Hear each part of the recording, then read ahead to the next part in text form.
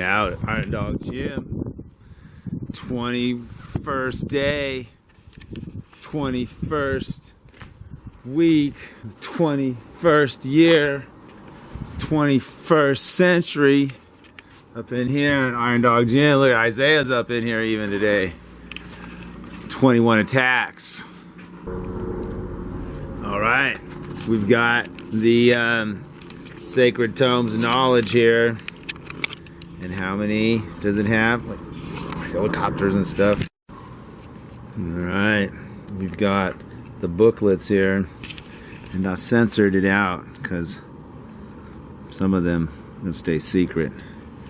But we could go through them.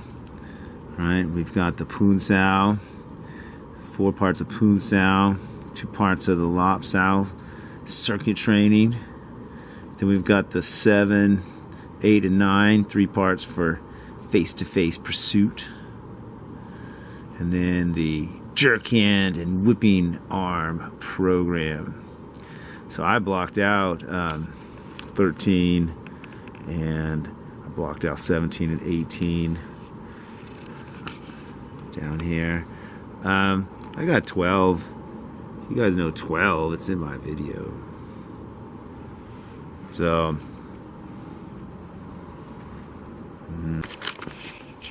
that's how you remember for training. That's all it is a number for training. So in that little booklet, right, this little booklet here, it's a good booklet. It's a reminder, just a reminder. Then I have my syllabus, and I go, oh, I see. Oh, that's a reminder, but we do it different. So, got a little lesson today on, just this, like, it's an analogy, like a reflection point. And everyone's always asking, why is Wing Chun different? And we talk about Chi Sao and stuff like that. But let's look at a significant thing. So I've got this famous, physics toy. Everyone's played with one of these, right? And the concept here is that the momentum transfers through the items in between, right? So they're trying to not have a lot of swing in the device, right? So the device is swinging, so some of the momentum is building up in the entire device. So let's stop the device and let's look at it. We've got an impact and we've got an exit, right? So we've got the take it, give it back, and starting to carry some energy into the secondary. We've got the central one, right?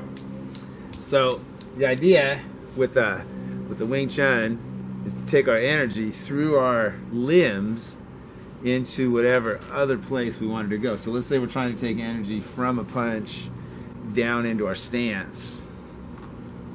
All right, so we would have to make sure that it goes through our body and into the ground.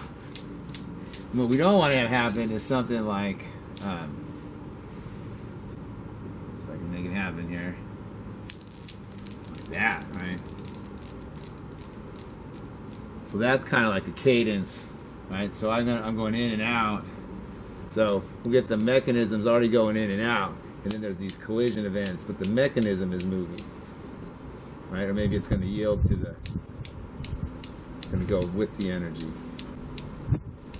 So those are more things we have to move. So we're trying to look at how can I stabilize my inside so that my energy moves from the outside. So let's see this now as like trying to take energy from a punch. So that's my input, and then through my body and out my other side. Right.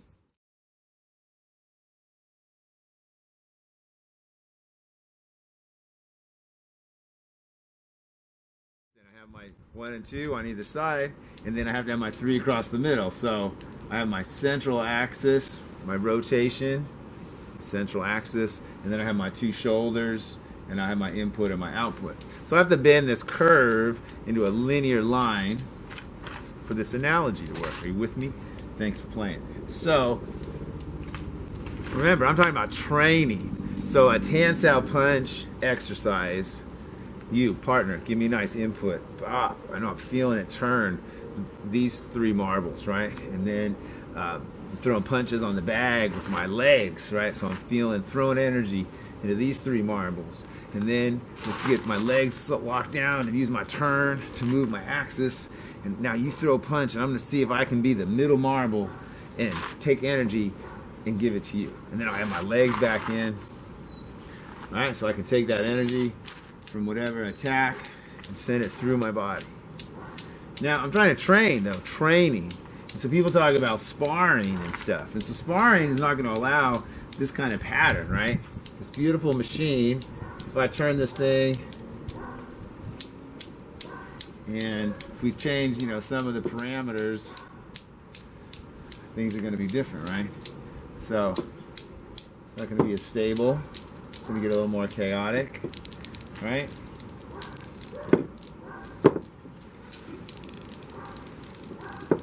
So sparring, right? Get our ropes tangled.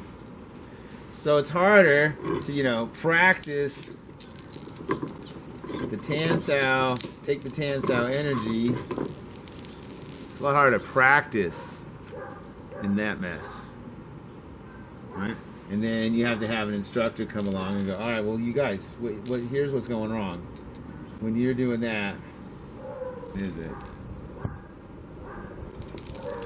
When you're doing that, the instructor has to find this kind of mechanism in training language and translate that mess. Whatever that was, I don't know, but something happened where there was a bounce and it went through over to there. And the instructor is the person you're going to say, hey, then this happens all the time, and then all of a sudden I'm tapping out. And the instructor is showing you that the mechanism that you want this to be happening on is messed up. And what would that one be? That up there, something like this, right?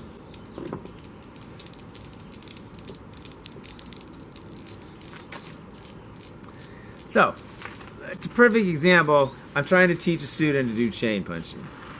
And the student is focused on power mechanisms for how to do hits, right? And they're like, but I could do this hit, and I could do this in a 5. And I'm like, yeah, but I'm trying to do this kind of nice machine to keep the training with as few variables as possible, so we can try to find a few strings to play with. Right? And so they keep going like this, and I'm trying to do stuff, and then I'm not showing the self-defense applications. First of all, I'm not kicking, and then I'm not chopping throat and collarbone breaks, right? And I could do those too.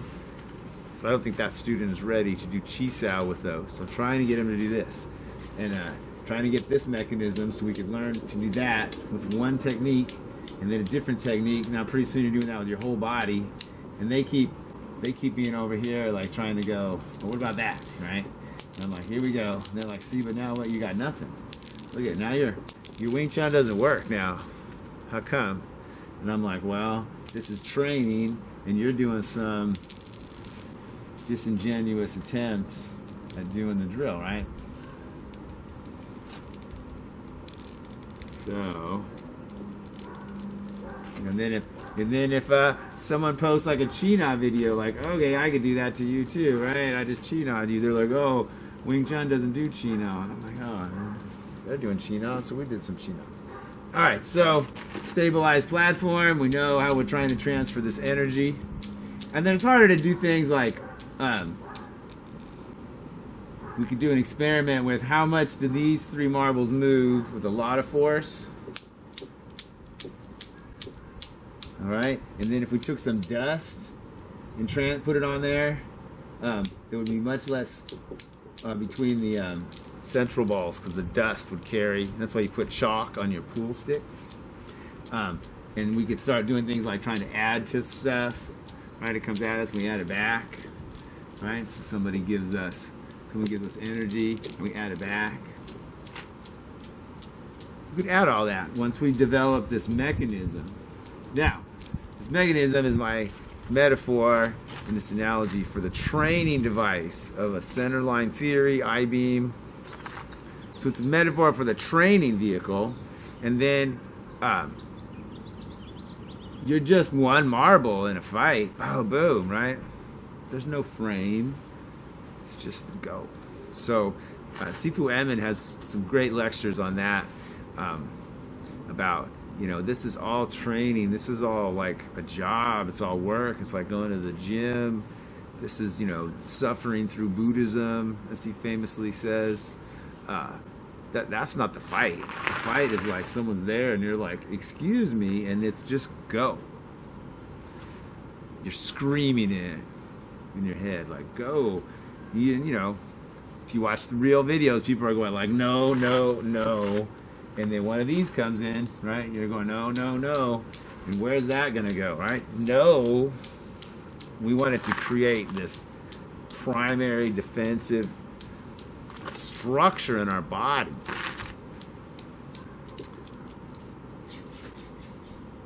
Birds agree.